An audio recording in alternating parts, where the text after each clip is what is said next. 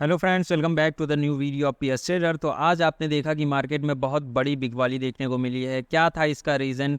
And market में कल gap up opening हो सकती है, गैप डाउन, एंड जानेंगे इस वीडियो में कि कल के मार्केट में ग्लोबल मार्केट का क्या इम्पैक्ट पड़ सकता है इंडियन स्टॉक मार्केट में। साथ ही कल है फिर निफ्टी की एक्सपायरी, उसको भी देखने वाले हैं कि क्या लेवल निकल के आ रहे हैं अपसाइड एंड डाउन साइड के, कहाँ पे ट्रेड बन रही है, पोजीशन कहाँ पे बन रही है, एंड कल बिकवाली कितने समय तक देखने को मिल सकती है, साथ ही बाइंग कहाँ से आ सकती है।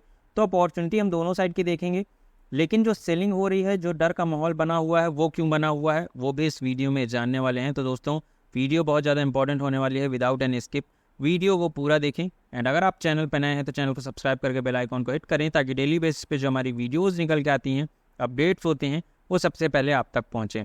चलिए वीडियो में आगे बढ़ते हैं विदाउट वेस्टिंग एनी टाइम। तो दोस्तों, फ्राइडे से मार्केट में हमें डाउन साइड के सिग्नल मिल गए थे, जो कि हमने टेलीग्राम चैनल पे अपडेट कर दिया था।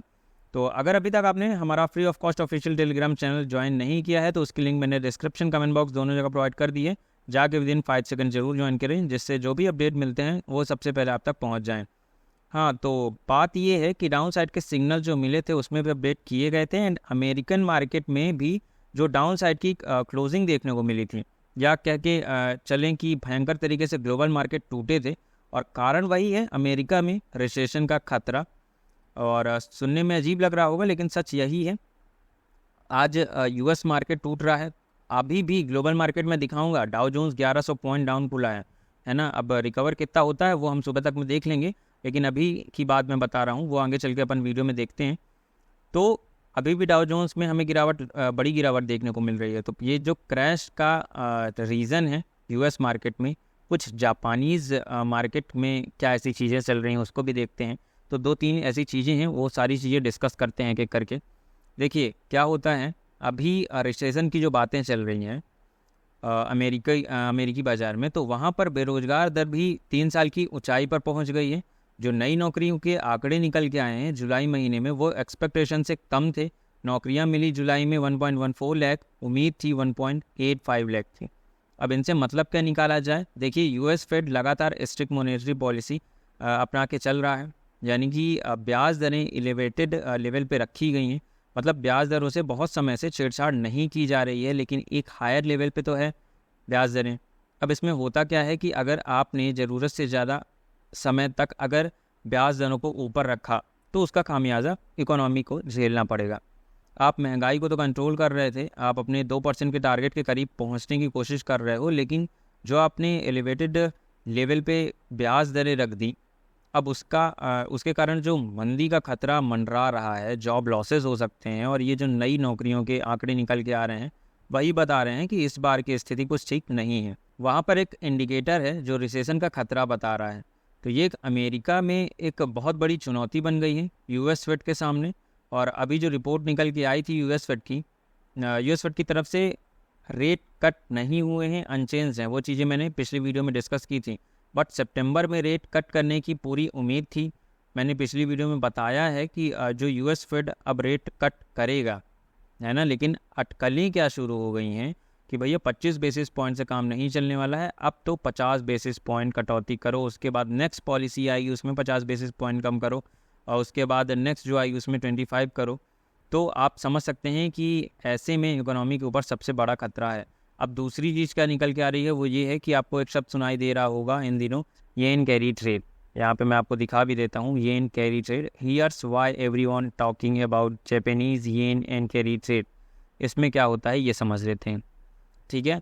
तो इसको आसान भाषा में समझ लेते हैं कि फाइनेंशियल फील्ड में अगर आपको पैसा बनाना है, तो लो यील्ड करेंसी में उधार लो, और हाई यील्ड करेंसी में इन्वेस्ट या एसेट्स में इन्वेस्ट करो।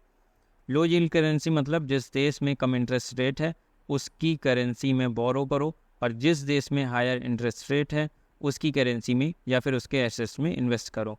बड़े बड़े इंस्टीट्यूशन ये काम करते हैं, इसको कहते हैं येन कैरी ट्रेड।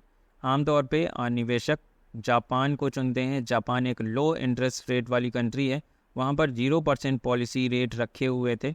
जापान ने अपनी इकोनॉमी को संभालने के लिए, जापान के सेंट्रल बैंक्स ने, लेकिन हमने 17 साल बाद ऐसा होते हुए देखा था मार्च में, कि जब पहली बार रेट में बढ़ोतरी करी थी बैंक ऑफ जापान ने, और अब हाल फिलहाल में फिर से 0.25 की रेट बढ़ोतरी करी है बैंक ऑफ जापान ने। तो जैसे ही इस बार बैंक ऑफ जापान ने रेट बढ़ोतरी हुई है करने की ये अनाउंसमेंट ही हुई थी, उसके बाद से जापानीज़ मार्केट में हमें तगड़े लेवल से सेलिंग देखने को मिल रही है। निकी टूटना शुरू हुआ, ऐसा भयंकर टूटा कि क्रैश के हालात बन गए। तो ये येन का जो बढ़ना जापान के लिए ठीक नहीं है, उसकी वजह से जापानीज़ मार्केट में हमें गिरावट देखने को मिली है। गिरते हुए क्या पूरा क्रैश ही हो गया अब तो। उसके बाद जो चौथा कारण है वो है इजराइल हमास के बीच में जो बढ़ती टेंशन है, कुछ अटैक करने की खबरें सामने आ रही है। तो ये जियोपॉलिटिकल टेंशन हो गई। इन सब के बीच वॉरेन बफे साहब ने क्या किया है, इन्होंने 50% के करीब स्टेक एप्पल्स के शेयर बेच दिए हैं।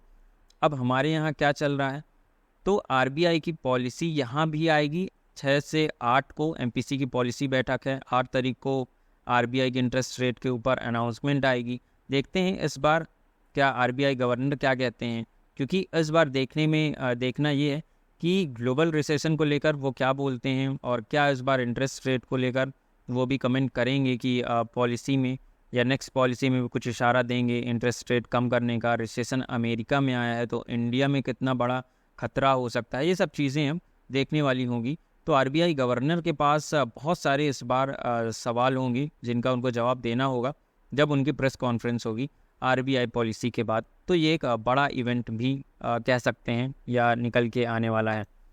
अब अगर बात करें कि आज हमारे बैंक्स में, बैंक निफ्टी में या हमारे स्टॉक्स में क्या हुआ, बैंक निफ्टी 50 में आप देखिए गिरावट देखने को मिली है। कल निफ्टी की एक्सपायरी, तो उसके बारे में थोड़ी सी एनालिसिस करने वाले हैं। अब देखिए 50,000 के नीचे अगर मार्केट निकलता है तो मैंने बोला था कि इसके नीचे सेलिंग अपॉर्चुनिटी अच्छी मिलेगी। तो नो डाउट बैंक निफ्टी में 50,000 के नीचे हमें कैंडल बनते हुए तो दिखी, बट 1 डे टाइम फ्रेम में देखिए कहीं ना कहीं ये सपोर्ट हमारा अगेन क्रिएट हो गया। और मार्केट किस तरह से हमारे सपोर्ट को एक रिस्पेक्ट करता है ये भी देखिए। जिसने मेरी वीडियो कल नहीं देखी है वो जाके देख सकते हैं। देखिए कहीं ना कहीं 50,000 के ऊपर जब तक मार्केट है एक सपोर्ट अच्छा बना हुआ है। कल अगर 50,000 के नीचे आना मार्केट चालू कर देता है तो नो डाउट आज 1200 पॉइंट्स की गिरावट देखने को मिली। कल अगेन हमें साइडवेज होते हुए भी मार्केट दिख सकता है। 49,019 का टारगेट है डाउन साइड की तरफ, 1000 पॉइंट्स की अगेन गिरावट हो सकती है। तो क्रैश के हालात क्या हमारे यहाँ भी बन सकते हैं, तो देखिए बहुत ज़्यादा पैनिक होने की ज़रूरत नहीं है, इसके बारे में भी मैं समझाऊंगा। लेकिन अभी क्या है 50,000 हमारा जो एरिया है वो क्लियर कट है। अगर 50,000 के नीचे सस्टेन करती है मार्केट, अपना लो ब्रेक करके डाउन साइड की तरफ जाती है। देखिए आज का लो क्या बना है 49,718 के आसपास, तो आज का लो भी मायने रखेगा। लेकिन कल 50,000 का लेवल जो है उसके नीचे अगर निकलना चालू कर देती है, नहीं संभाल पाते हैं बैंकिंग सेक्टर अपने आप को और यहाँ से डाउन साइड की तरफ ही मूव करना चालू करते हैं, तो 1000 पॉइंट्स की अगेन हमें गिरावट देखने को मिल सकती है। अगर हमें बाइंग अपॉर्चुनिटी चाहिए है तो 51,000 का सीधा लेवल है। 51,500 के ऊपर जब तक मार्केट नहीं जाती तब तक बाइंग अपॉर्चुनिटी आप बिल्कुल भी मत खोजिएगा।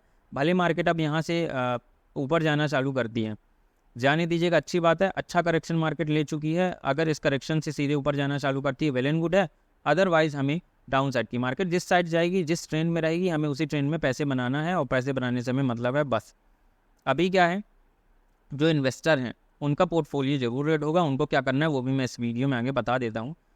और अगर बात करें 51,000 की, तो 51,000 और 51,500 के ऊपर जब मार्केट निकलेगी तभी हम अपसाइड की पोजीशन बनाएंगे। अदरवाइज अभी सेल ऑन राइज का वो रखेंगे अपॉर्चुनिटी, जहाँ पे मिलेगी हम उसी को ट्रेड करने वाले हैं।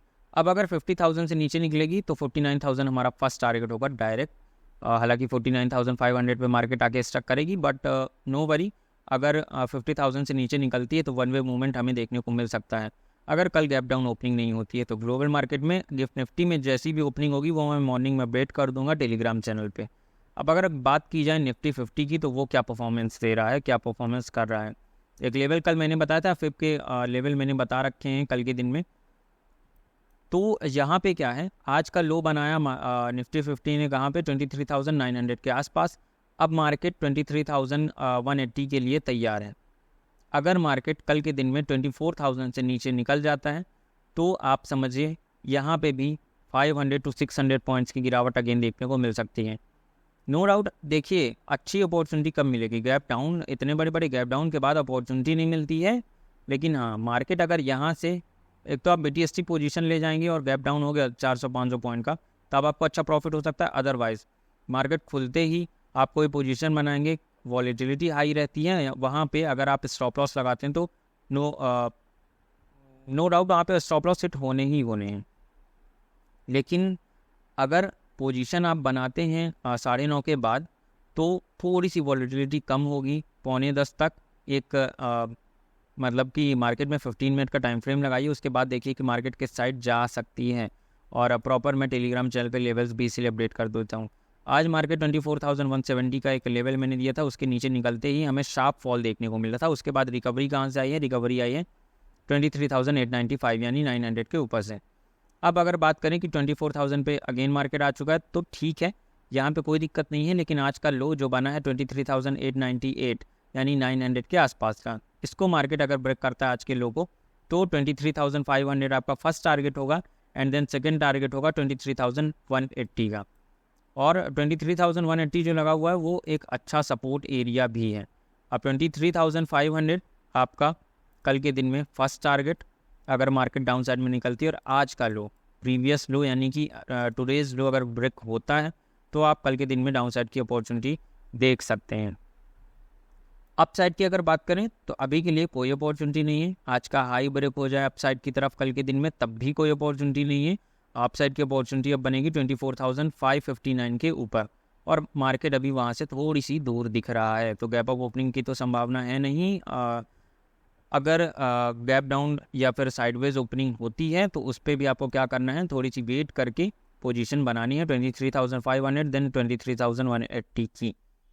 अब अगर बात की जाए कि अभी मार्केट में फेयर फैक्टर हावी है, तो अच्छी क्वालिटी के स्टॉक्स को देखें, ये इन्वेस्टर के लिए इंडेक्स से थोड़ी दूरी बना के रखें। तो बहुत ज़्यादा डरने या पैनिक होने की ज़रूरत नहीं है। सिस्टमैटिक इन्वेस्टमेंट कीजिए, लोअर लेवल पे लॉन्ग टर्म के जो स्टॉक हैं वो लीजिए।